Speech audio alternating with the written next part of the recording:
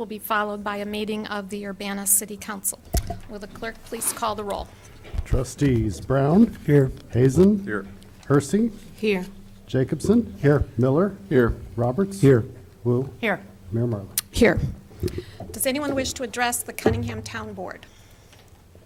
Seeing none, we'll move on to new business. There are two items. The first is a discussion of the consolidated social service funding grants.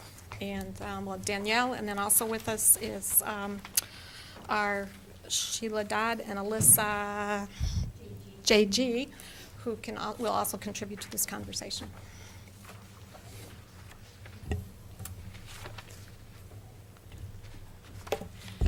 Thank you. Good evening. And thank you for scheduling a town board meeting on an interim basis. First off, just to let you know, the reason we scheduled this conversation is because we have a specific timeline to try to kind of stay within the budget timeline. So essentially, your input this evening allows us, the kind of committee that's working on social service funding, to incorporate your input early on in the process before we start doing broad outreach to agencies, before our workshop with them and before the applications are due. So essentially, I sent out a memo, and I just want to hit the top points of that memo. This is in some ways a response to requests from last year. We tried a new process last year. There were some bumps in that, and we were happy to receive the town board's inputs. So we've made some adjustments. We broadened the committee to include Mary Alice Wu. Thank you, Mary Alice, for serving. We've met several times, pulling her from her lunch hour to look over what you see before you tonight. Myself and another member of my office will serve, and then Sheila and Alyssa, who are both our new city staff members, and they've been great to work with throughout this process. We are proposing, we're really trying to continue to find ways of simplifying and streamlining the process while making sure it's focused on impact and that it's participatory. So essentially, we're kind of trying to find the magic formula for that piece. Organizations will now prepare a single application for grant funding. There were times when we had 5 applications coming in, say from Family Services or other places. And that will allow us to essentially review fewer applications and also kind of stop the process of, one group putting in many applications to receive additional funding. We will have 2 grants workshops where applicants must send a representative. It's important that they be there because there are a lot of changes, and last year when there were groups that applied that did not come, there was a lack of clarity and understanding of the process that led to some of those bumps. To ensure that all eligible agencies are aware of the granting opportunity, we've actually listed our outreach plan for you to review. If there's anything that's missing here, also in this conversation, either by email or in the conversation tonight, if there are specific groups you want to make sure are included, we're happy to take that list, and we will ensure that that group receives the outreach materials, which launch this week. Also new to this year is the supervisor, myself, and the grants management staff are going to provide technical assistance to answer questions about the program and process. We've done this informally, but because we're going to be much more, there were many incomplete applications last year, and it created a lot of administrative burden and back and forth. So it's really important that we receive complete applications, and we'll provide technical assistance as well as agree to review the applications for completeness before the deadline. We also are proposing that the minimum size of grants, although it's ultimately up to the town board / city council in your budget process, but we're proposing that we have a minimum size of $4,000. That kind of matches the amount with the administrative burden for the grantor and grantee. That we've had a number of grants that are in that 900, 1,500. It's a lot of work for organizations and for staff, and it doesn't really match that burden. Next, there's a note that I wanted to make clear came from me as supervisor rather than the whole committee, since I kind of helped to put together the budget for the town board. And what I wanted to do was to provide, for conversation purposes, and I think that we'll take this, the next steps about this in the budget process, but I wanted to give the town board a history of what the funding has looked like between the city council, the city of Urbana and the township. So what I provided was 6 years of data on the first 2 years I have here are actually actuals, and I believe that less was budgeted, but more was given in part because of rollover from unused funds. Not positive, but I was looking at past materials. So I believe that the city has historically given 200,000, and the township was giving 100,000, and that with the budget crunch that the city experienced, that went down to 75,000, and Cunningham Township went up to 175,000. I explained in this memo essentially that I think that in some ways made a lot of sense because of the budget crunch that the city was experiencing and the fact that the township had a surplus.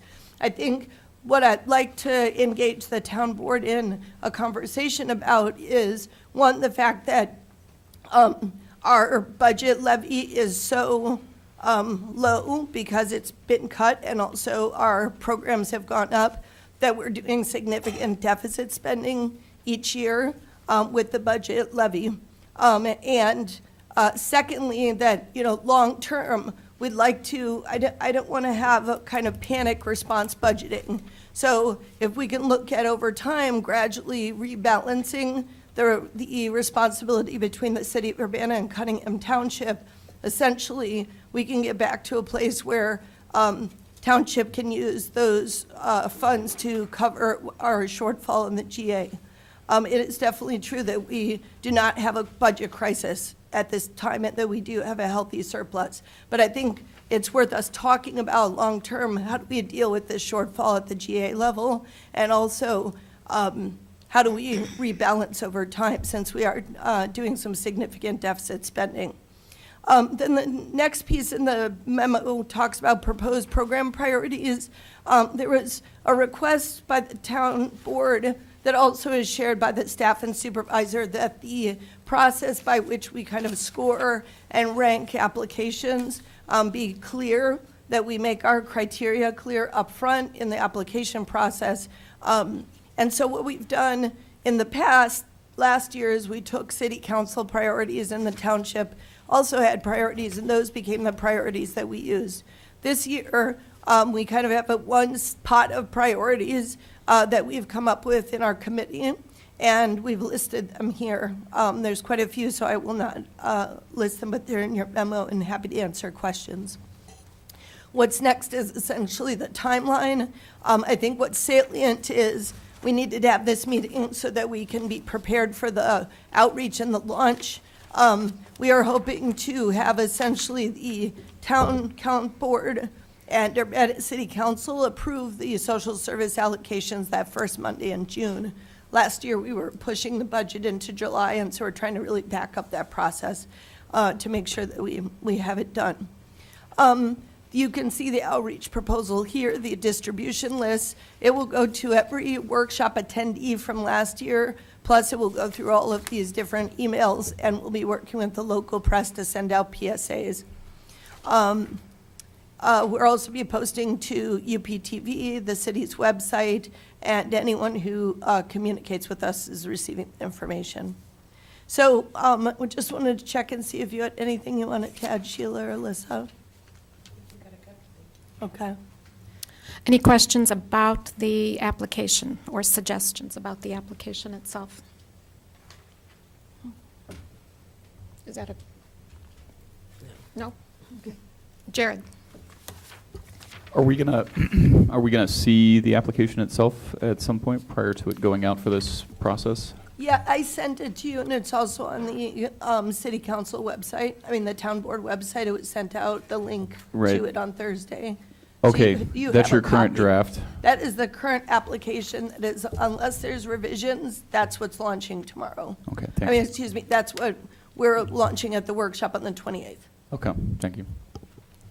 Any other questions? Sharice? Because Well, what I noticed on the application process, so the applications have to be in by the 28th, or the workshops start on? So the workshop starts on the 28th. There's a second workshop in the evening for mostly volunteer organizations on March 7th. You just have to go to one. Then there's technical assistance. We have about, I think it's a total of 5 weeks before the applications are due. Last year it was 4 weeks. And they're due April 8th at 4 p.m. To Alyssa's email. And they're due electronically. Okay, do electronically. And also, just so you know, Alyssa and Sheila are going to send to all the town board members the outreach document. So you should feel free to send that with all of this information to anyone in your contacts, any social service agencies you work with. All that information, including the timeline, will be there. But I'm also happy to answer your questions. I just wanted you to know you'll have that. Okay, so what I wanted to know, because I have been approached by someone in my ward, if they've never, because I was looking at what the requirements were, all the documents and stuff, what if they've never actually applied for any kind of assistance? How do they, go, is that what the workshop will cover, how they go about getting those documents? and- Absolutely. Yeah, and we Okay. have new applicants every year.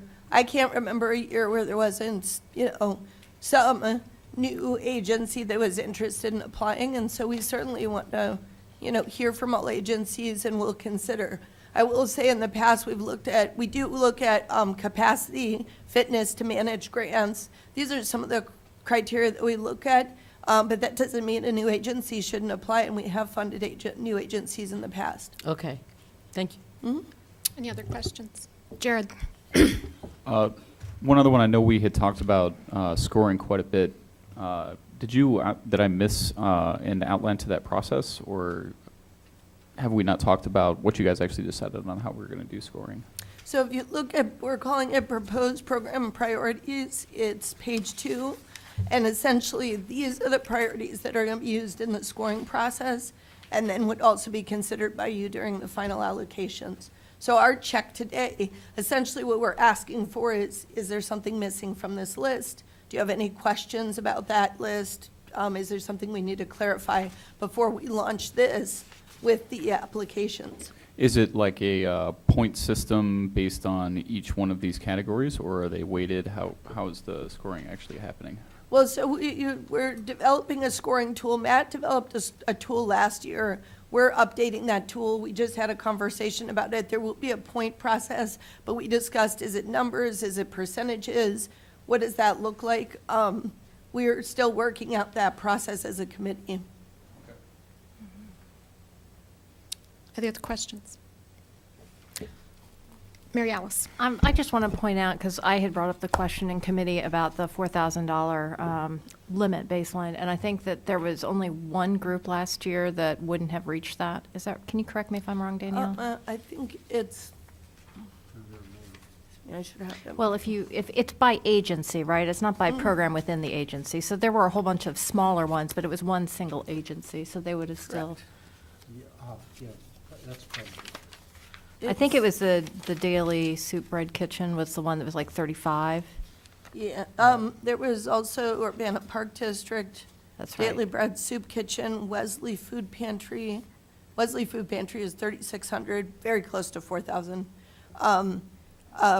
Champaign Yeah, County CASA also was below that amount, and that was 2,500. So that was just a conversation that we had in terms of, is that the floor that we want? And I thought I'd pose it to the rest of the town board to ask them what their thoughts were on that. Jared? How did you guys reach 4,000? We essentially looked at what folks were funded last year. We also considered the administrative burden of applying, because just, most of these groups, I think very few actually applied for that amount. They usually applied for more. So they're putting in a certain amount of grants in management and writing investment. And so they're not necessarily going to say no to a smaller amount of money, but it creates an administrative burden for them. So we're trying to find that sweet spot where we essentially can keep spreading the money around, but we're not creating administrative burden for them or us. Well, I imagine we're not making any sort of official resolution on it anyway, so if it turns out that it's not ideal, we can adjust it again next Just- budgetary year. Oh, yes, for next budgetary year, I mean, essentially, we're making tweaks, and it's a iterative process, so we should look at how that process went and continue to improve it. It would be the case if you pick this, is that if you look at the application, it says that applicants should not request less than 4,000, but that's the lowest amount they should request. And I know we had talked one other thing about priorities, and it's kind of covered in one of them, but I know that we had talked about having measures for success based on how much we're funding versus how much they're able to utilize it towards the benefit of the folks we're trying to help.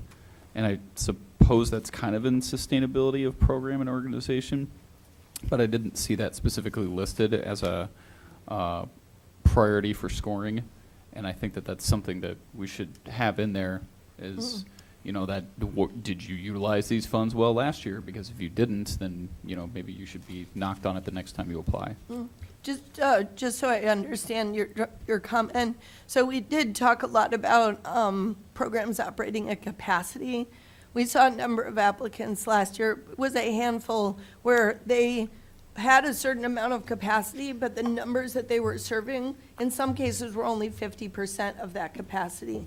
And so then we asked the question, well, if you're only, you have staff that could serve 100 people and you're only serving 50, why do you need money from us? That's the short version of the story.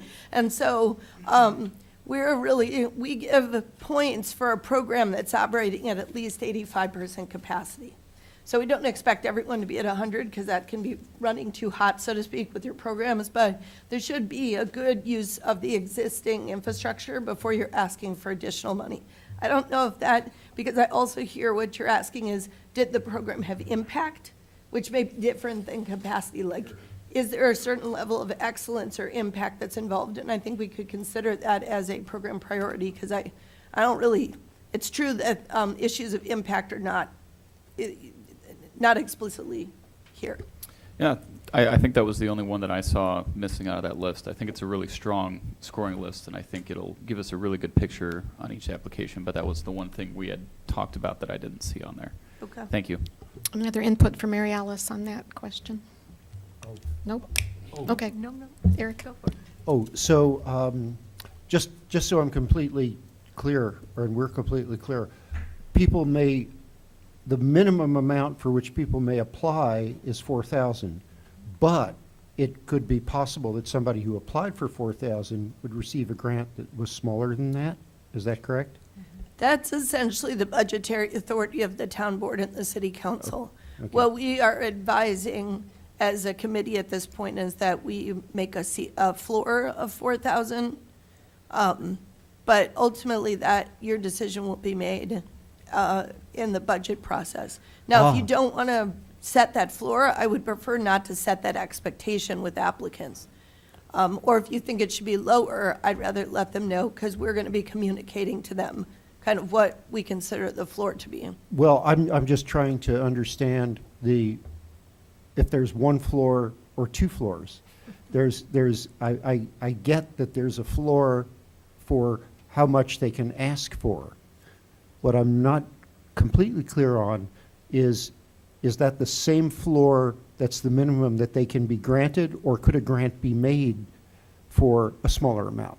Our recommendation is that there's one floor and it's 4,000, that you don't ask for less, nor do we get out less. That's our recommendation.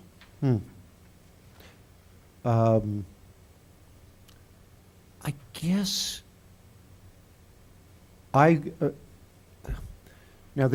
I guess I would like to see the committee that makes the decision on what to recommend to the town board have the flexibility to recommend a smaller amount if they decide that that's warranted in a particular case. So I'm thinking, for example, let me think, for example, of just because it was the one on the list that leaped out to me, let's think of CASA, which serves people in Urbana, but also people in Champaign and actually from around the county. So I could imagine a situation where, yeah, I guess I could imagine a situation where a smaller grant to them might make sense based on the, let's say, the fraction of their clientele, the fraction of the people they help who are from Urbana. So I'd hate to see them shut out. I mean, that sounds to me, I'm just picking on them, but any other worthy organization, I'd hate to see them shut out on what seems like a technicality rather than an actual substantive issue. Yeah, I think the question is just, say somebody is paid, $40 an hour to administer grants. That's 100 hours. So how much does it take to write the grant, to come to the workshop, I'm a nonprofit administrator, and at some point, like, if you're expecting people they have to submit 2 times a year, they have to get their audit in shape, they have to request the invoices, they have to process payments. So essentially, at some point, it just doesn't it costs as much to write the grant and administer the grants as the grant is itself. And so whatever that amount is, I think it is not doing organizations a service to provide grants for less than that. But, I mean, I'm sure that if they've gone through the work of submitting the proposal, that they would rather get $3,000 than nothing. And it's really their call, maybe the next time around. Oh, was it really worth jumping through all those hoops for $3,000? So I guess I'd like to see, you give yourself, those of you who are going to make the recommendation to us, give yourself the flexibility to award a smaller amount, even though somebody has asked for the 4,000 or more. If that's the will of the town board, I think we're very comfortable with that. And maybe a straw poll rather than a lot of conversations in order, but that's just a process suggestion. Any other comment on that, Jared? Well, perhaps, Eric, we could add it to the scoring system, that you just score less on your application if you have a smaller grant amount than if you're asking for more, for effectiveness of dollars.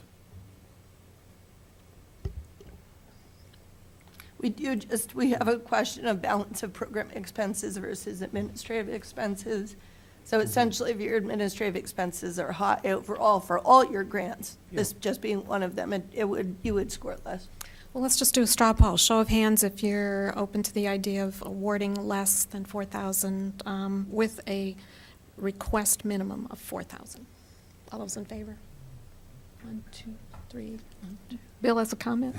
4? And I do too. I wouldn't just leave it open to say less. I mean, there's still some low value that it doesn't make it worth processing. So Sure. if you want to go down to 3,000, I'm okay with that. But I could also see it just working, leaving it at 4, and everybody knows that if they if they can't spend $4,000, they shouldn't bother applying, basically. Well, I would say that I like the caveat that that Danielle put in, that the ratio of administrative expenses to actual service becomes a factor. And of course that, and would you then, you might, I don't know how you would assess that, but that, it makes sense for that to be a factor in the decision as to whether to make the award, and that would, in fact, weight the process more towards somewhat larger projects. But I still would like to see you have the flexibility to award less if, when you take all these things into account, that's warranted. So I'm hearing flexibility to award down to $3,000. Dennis, did you have something different to add? Different question about it. But I think 3,000 could be a useful Is there a benchmark.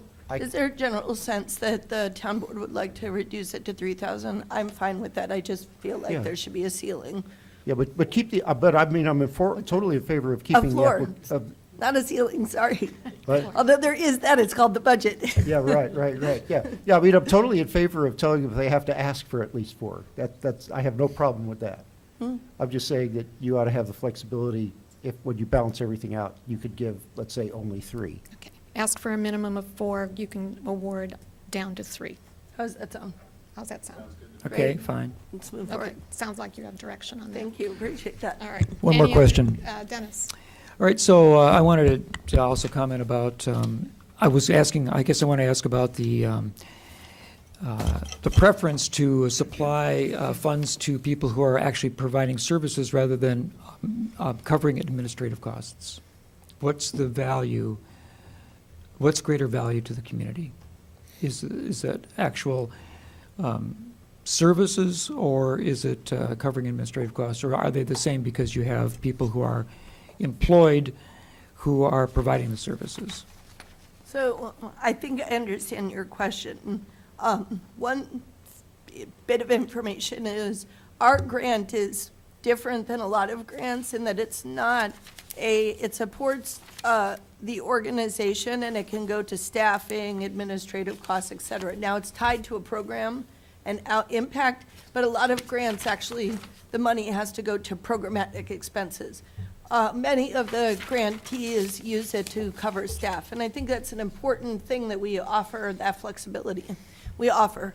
That said, when we look at, we are going to get information from their Attorney General report that shows what percentage of their overall expenses for the whole organization go to administration versus programs. We look at that big picture to see if, is it 50, 60% of administrative costs? I mean, the township was, we used to be almost 100% administrative costs. So this is considered unhealthy for an organization. So we look at that big picture, and we do rate people based on that. That said, they can use the money for an administrative expense such as staff expenses. But it would be useful if part of the grading system included preference for people who are like not putting all their money into the administrative pocket, but actually servicing the people in a realistic or tangible way. Yeah, so it provides tangible benefits, enhancing their material well-being, and we also have a look at that balance. And if we add the impact piece, then we're also looking at the impact of the programs. I guess I would argue that I feel like that's in the priorities, You but think it's that's a covered? useful comment. Okay. Any other suggestions? Okay. I did have one reminder to council members. You have a memo. I sent it out late this afternoon. You also have it in front of you regarding proposed funding levels for social service. I'll go to the, I won't go over the whole thing tonight, but I will go to the last page first, and that is I am planning to recommend in the proposed budget for fiscal year 20 maintaining our current level of funding, despite the fact that we're going to be reducing net expenditures by another $500,000 in the coming year. That follows the current year where we've reduced spending by about $500,000. I do think it's important to maintain our commitment to social services. I think things the town board can consider is exploring the option of increasing the levy to restore the general assistance funding to the levels that it was several years ago. There's a chart in the handout that shows that when the town board voted to reduce the levy 3 or 4 years ago now, it decreased by about $200,000 in GA assistance. So that made that's part of the reason you're seeing some shortfalls now. So I know haven't explored tax caps or anything like that, but that should be a possibility. And I'm looking at fund balances in town fund GA, and there's money there and a surplus, as you noted. So this year's shortfalls or the shortfalls in the coming year, I would recommend covering with those balances. But we both agree this is a discussion that really has to take place in the context of the budget. There's some historical information in this memo as well, really reasons why the city reduced its overall level of funding. It came in the context of where we were borrowing money to pay our 911 MetCad bill. We were inadequately funding our pensions. We were spending our reserves, and the hospitals came off the tax rolls. So there was a series of real, increasingly more serious financial challenges that we were facing. The other thing is this year, and as you know, we're addressing our structural budget deficit, which is going to be a multi-year process. The other thing we're facing this year, which puts increasing pressure on the general operating fund, is our expenses related to the hospital litigation. I did a quick addition today. To date, in fiscal year 19, we've spent about $80,000 on legal fees. We pay all of the paralegal fees, and we split the cost of the Fred Grosser's fee with the township. We expect expenditures to go back down to more normal levels, which is anywhere between $6,000 to $10,000 a month, but we have 4 more months in this fiscal year. And this case is going to continue at least through part of fiscal year 2020. In fact, will be having to bring a budget amendment to the council shortly to help cover the legal fees for the remainder of this year. So some history there, and as I said, in 2014, the town board voted to decrease the tax levy on the recommendation of the prior supervisor, and it did reduce income by about $200,000 a year. The other thing that I think is worth a conversation for the town board is, I know in years past, the surplus was being reserved to cover medical costs in the event, medical expenses in the event that there were changes in health care coverage for township clients. And I don't know what the status of that is at this point, but that's what those, what some of that surplus was being accumulated for, so that's worth a discussion as well. But anyway, it's there. We'll be discussing this more, but I am very, very committed to at least maintaining the levels that we're at now, despite the continuing decreases in spending that we're making overall. Okay, next up on this is resolution number T 29. Oh, we don't need to do that, do we? Yeah, so I removed, Okay, I that's gone. removed that resolution, and I just want to say I'd like to bring back to the town board discussion of the levy. So I can kind of, before we get into the budget process, I'd like to respond to some of the pieces, and I can bring data in terms of if we increase the levy, what your statutory authority is, what that would mean financially. You know, looking at the deficit spending at the GA level, we're deficit spending at $300,000 this year. So that would burn through our savings in 4 years. So just so that you can have some information so we can plan well together. I certainly appreciate that the city is committed to keeping at least at the level that the city has had in prior years. And I know that the city of Urbana is facing some significant challenges. I just want us to look at long-term and not, you know, be surprised in 4 years when the savings is gone, right? So I just want to engage in some planning together. I agree. I should say at least was a per choice of words. We are committed to that level of spending in this year's budget, or fiscal year 2020. It's a ceiling, not a floor. Bill? Yeah, I remember when we reduced the levy, at the time, we knew that we could look back 3 years, I think, to see, and if you had reduced the levy the year before, you could go back to the highest of the last 3 years. So we might be outside that 3-year window now, so it'll be interesting to see what you find. But then I was a little confused not confused, but it was a little, it's hard to see exactly what our ongoing expenses were going to be last year, because we did do a lot of kind of one-time expenditures, like for capital, set aside for capital purposes, extra contributions to IMRF, things like that. So it'll be interesting once all that comes out to see, you know, how the budget is for this year. Yep. Yeah, the number I gave you is actually without the capital fund or IMRF spend down. But I can lay it all out so we can look specifically at this issue. Okay, thanks. Thank you. With no further business before the town board, this meeting is adjourned. Thank you.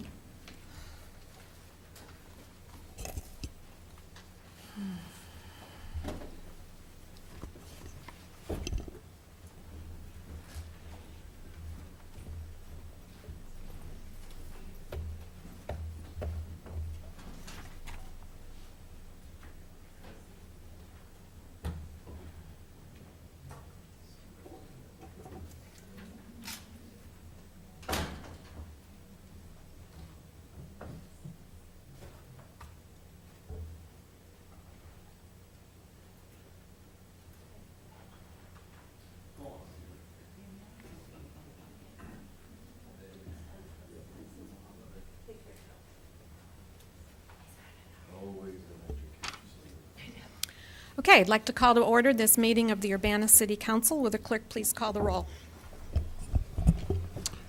City Council members Brown. Here. Hazen. Here. Hersey. Here. Jacobson. Here. Miller. Here. Roberts. Here. Wu. Here. Mayor Marlin. Here. Approval of minutes from the two previous meetings of February 4th, 2019, and a special meeting of February 11th, 2019. Is there a motion for approval? So moved. Moved by That I'll would second. be Jared. Jared, I'll second that. motion. seconded by Eric. No, Any Dennis. corrections? Oh, did Dennis already second? Okay. Okay. I'm not going to fight it, though. I'm going to give it to Dennis. All right. Any corrections? All right, all those in favor, please say aye. Aye. All those opposed, same sign. That motion passes. Additions to the agenda. Public input, I have one card from James Cosmopoulos. You wish to speak at the time of the agenda item, sorry. Okay. Unfinished business? Reports of standing committees? Reports of special committees? Reports of officers? We really have been working this week, but. New business. James, would you like to speak? This is on resolution number 2019-02-003R, which is a resolution authorizing execution of a service agreement with the lowest responsible bidder for the supply of natural gas for city facilities. Good evening, everyone. Hopefully, I'm not too much of a stranger at this point. My name is James Cosmopoulos. I'm the Urbana City Council liaison for the University of Illinois Student Government. I try to attend these meetings as much as I am able to, so like I said, hopefully you've seen me before. I've come to speak today about this resolution because the Illinois Student Government did have some concerns that they wanted to express on this. And since I am the Urbana City Council liaison, I will be delivering a statement on behalf of the Illinois Student Government. On behalf of the University of Illinois Student Government, we respectfully request that the Urbana City Council carefully considers the potential consequences of Resolution Number 2019-02-003R, a resolution authorizing execution of a service agreement with the lowest responsible bidder for the supply of natural gas for city facilities. The University of Illinois Student Government commends the City of Urbana for investigating creative ways to reduce the cost of energy for city facilities and for being attentive to the needs of the community and its students. However, it would not be in the best interest of the students at the University of Illinois if Resolution Number 2019-02-003R is passed without extra measures to invest in renewable energy. According to the U.S. Energy Information Administration, the extraction, transportation, and consumption of natural gas has detrimental effects to the environment. It destroys numerous habitats and harms ecosystems, releases large amounts of methane into the environment, which traps substantially much more heat in the atmosphere than carbon dioxide, releases nitrogen oxides into the atmosphere, creating air pollution, and pollutes ground and surface water. Natural gas is by no means a source of clean energy. Rather, it is a non-renewable, hazardous fossil fuel. One may argue that there would be no negative effects from reducing the cost of a commodity that the municipality already purchases, but this initiative has tremendous potential for harmful consequences if the money saved from aggregation is not put directly towards investing in renewable energy. Although there may not be any immediate plans to increase the volume of natural gas that the City of Urbana purchases to power its city facilities, the adoption of this resolution has strong potential to create a ripple effect that would increase overall consumption of natural gas. By aggregating and reducing the cost of natural gas, an incentive is created to purchase more of it, and more natural gas will be consumed statewide and even nationwide, inevitably advancing the horrific effects of climate change. This resolution does not align with the goals of the City of Urbana to become a more sustainable city with lowered carbon emissions, as outlined in the city's Climate Action Plan of 2012, unless the City of Urbana's supply of renewable energy increases with this resolution. A future reliant on fossil fuels is not a future fit for the students of the University of Illinois. It is not a future fit for the people of the City of Urbana. It is not a future fit for the people of Illinois, and it is not a future fit for the people of planet Earth. The relationship that the students of the University of Illinois has with the city of Urbana is cherished by the University of Illinois student government. Our relationship has allowed for both the University of Illinois and the city of Urbana to thrive and influence generations of leaders who have and will continue to change the world. This relationship cannot be maintained if the future of the students of the University of Illinois is endangered by actions that advance climate change. The University of Illinois student government hopes that the Urbana City Council considers the future of the thousands of bright students at the University of Illinois and takes direct action to increase the supply of renewable energy for the city of Urbana, should this resolution be passed. Signed in orange and blue, the Department of Governmental Relations, Kirsten Peterson, Director of Governmental Affairs, James Kosmopoulos, Urbana City Council Liaison, Alec Navikas, Champaign City Council Liaison, Jessica Nicholson, Champaign County Board Liaison, Walter Linwall, Student Body President, and Alice Zhang, Student Body Vice President. Thank you. Thank you. Thank you. Okay, and does anyone else wish to address the Urbana City Council? Okay. Scott Tess, will you be doing the staff report for this? Good evening. The resolution before you would authorize the mayor to execute an agreement for retail natural gas supply for city facilities. This is similar to what we've already done with retail electric supply for city facilities. We're using the same broker. This is the broker that we use for municipal electric aggregation. It's also similar to what we do with municipal electric aggregation in the sense that we will be bundling our demand with other municipalities to get better pricing. It's different than both of those because the rules and regulations that form the natural gas retail market in Illinois are different. Specifically, there is an open enrollment style arrangement for retail natural gas supply in Illinois. And that means that any account that wishes to move from the regulated natural gas supply needs to notify the utility company the first week in March. And they need to start retail natural gas supply May 1. So time's of the essence. This is the first time we're doing this. This is the first time our broker has bundled together a large number of cities in Illinois to move from regulated supply to retail, although they have worked with many individual cities with that kind of service in Illinois. So we're working with the broker, and they brought us this opportunity. Unfortunately, there wasn't time to bring this to committee of the whole first, and so I mentioned in the memo that to move forward, you'd need to suspend Rule 4, I believe it is, yes, to move forward with this resolution. I'll take any questions you have. Jared?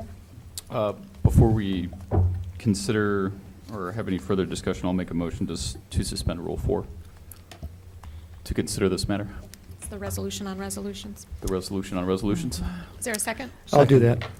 Okay, we'll give that to Eric this time. So moved by Jared, seconded by Eric. All those in favor, please say aye. Aye. All those opposed, same sign. Okay, that motion passes. We've suspended. Jared, did you want to speak? Yeah, I just had a question, Scott.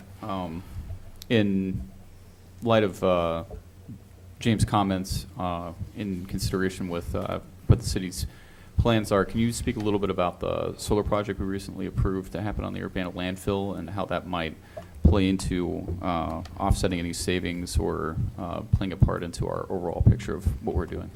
Sure. So we have, through qualifications-based selection, we are working with a developer on a landfill solar project. That development is fairly dependent on winning state incentives in an upcoming lottery. So the state has a number of carve-outs of different types of incentives for different types of projects and different types of property hosts for solar arrays. And we'll actually be able to apply for several of these in the event that we don't win the first lottery. We expect those lotteries to start in March. And so we will, hopefully we'll win the first one, and we'll know in March, and we'll move forward converting our lease option with SunPower into a long-term lease. And then we'll work on developing off-takers for that project, which I think in this community won't be hard at all. And that's addressing driving down the use of coal in our energy mix, specifically for electricity generation. And the Future Energy Jobs Act that we're relying on, which is the bill that's just being implemented now with the incentives, is really driving the electricity sector to move away from fossil fuels like coal, although there is a fair amount of natural gas also used to produce electricity, particularly in peaker plants. But we're moving towards moving that decarbonizing electricity. Coal is the biggest offender, so that's kind of the prime target. After that, I think more and more folks are going to have comments and questions, as James did, about natural gas. As we move away from coal, that'll be the next one to focus on. Do we have an analysis on energy source use by the city? Or is it really just based on where our aggregate electrical supply mostly comes from and that big, larger breakdown? Yeah, every other year we do municipal facilities and operations greenhouse gas inventory. And we get utility bill data for facilities. So we get our total electricity use, our total natural gas use. We also, in our bigger inventory, we also have fuel use for vehicles. And there may be a couple other things, maybe waste. And so we're working on that right now. We're still collecting data for 2018, calendar year 2018. So we have a pretty good grasp of where our electricity comes from. And in terms of the electricity we use, there's a carbon intensity report that's published about every 4 years by US EPA.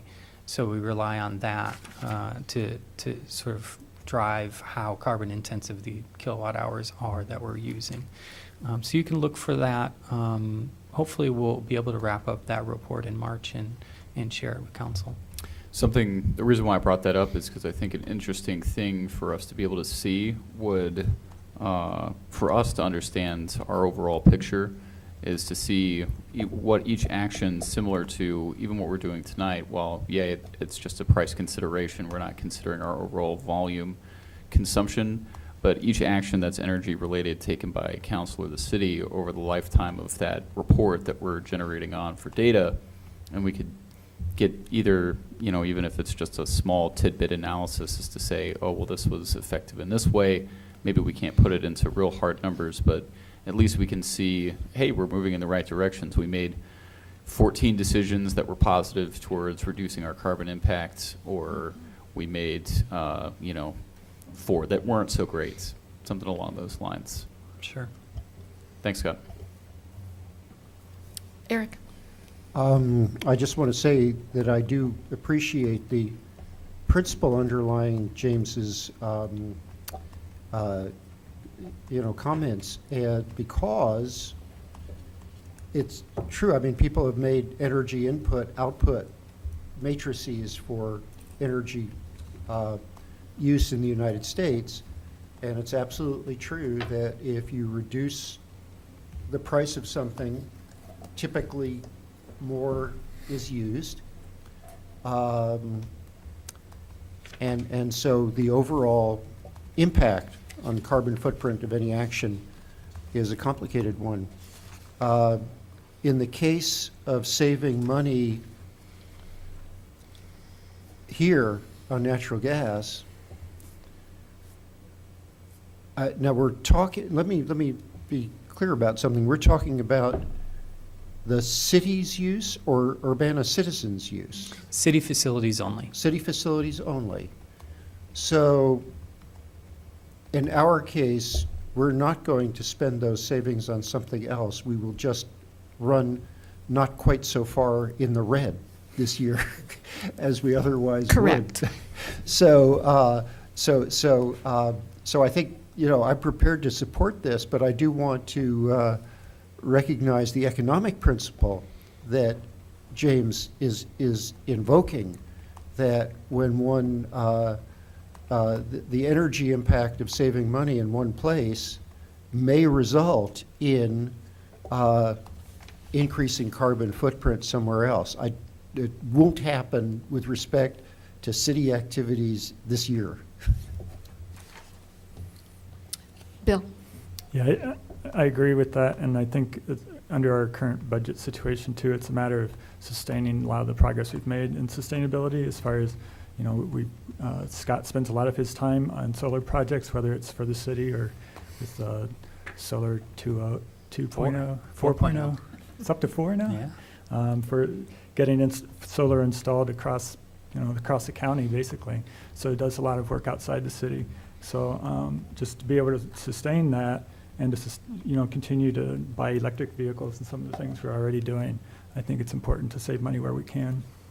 So this $6,000 won't necessarily be, if we can't put it directly toward buying new solar panels, we'll probably still put it toward sustainable initiatives. Mary Alice? So I'm looking at the promotional material from Good Energy, and they say, at current market conditions, the savings could be in excess of $10,000 annually or greater. But then your analysis has a difference of about $6,000 per year, and so that's what we would expect to be able to save roughly on average per year. Is that correct? Per year, based on analysis of our expected usage, yeah. Okay. And just so I remember, you are a full-time sustainable manager? What's your official title? Environmental Sustainability Manager. Thank you. And I think it shows a lot of commitment to the city of Urbana that we have one. I don't think a lot of communities our size actually dedicate that amount of resources. So I'd like to echo what Eric said about having a student representative here. Thank you very much for coming and sharing your thoughts. As you can see, you've opened up the conversation, so we welcome any input you and the council might have. And it gives us an opportunity as well to discuss some things. I agree with Jared in terms of looking at all the little pieces that we do all the time and having a bigger, broader vision of what we're actually accomplishing towards that city council goal that we have. So thank you. One question and one comment. When we sign a contract, is it for a 1-year period, a 2-year period? What is the time frame we're talking about? Our broker is recommending a 2-year agreement at this time. So we can assess it after 2 years? Yep. Okay. And then one comment, we're conducting the facilities evaluation, the conditional assessment, the programming needs, the space needs, and the condition of the facilities themselves, and in preparation of a facilities master plan. So we'll be looking at, among other things, the energy consumption of our facilities and ways to decrease that as well. And that study should help us a great deal with that. Jared? I'd like to make a motion. Okay. I'm going to move with strong consideration, James, of our impacts and our choices that we're doing. Resolution number 2019-02-003R, a resolution authorizing the execution of a service agreement with the lowest responsible bidder for the supply of natural gas for city facilities for approval. Second. Moved by Jared, seconded by Eric, and I want to emphasize this is for city buildings only. Let's see, do we need a roll call vote? Will the clerk please call the roll? Councilmembers Brown? Yes. Hazen? Yes. Hersey? Yes. Jacobson? Yes. Miller? Yes. Roberts? Yes. Wu. Yes. That motion passes. Next up is ordinance number 2019, thanks Scott, -02-014. It's an ordinance amending the Urbana City Code, Chapter 3, Section 3-43, maintaining the number of Class A liquor licenses for Mama Tried LLC, doing business as the Rose Bowl Tavern, 106 North Race, Urbana, Illinois. So this does not change the overall number of licenses. It reflects a change in ownership. Is there a motion? I'll make that motion. I'll second it. Moved by Dennis. Dean? Moved by Dean. No. Seconded by Second. Dean. Sorry. Can't see my ears. Will the clerk please call the roll? Councilmembers Brown, Yes. Hazen, Yes. Hersey, Yes. Jacobson, Yes. Miller, Yes. Roberts. Yes. And Wu. Yes. That motion passes. Last item on the agenda is a request for a motion to go into closed session to consider setting the price for sale or lease of property pursuant to 5 ILCS 120/2C6. So moved. I'll second. That was Jared. Jared, moved by Jared, seconded by Dennis. Will the clerk please call the roll? Councilmembers Brown, Yes. Hazen, Hersey, Jacobson. Yes. Miller, Yes. Roberts. Yes. Wu, Yes. Mayor Marlin.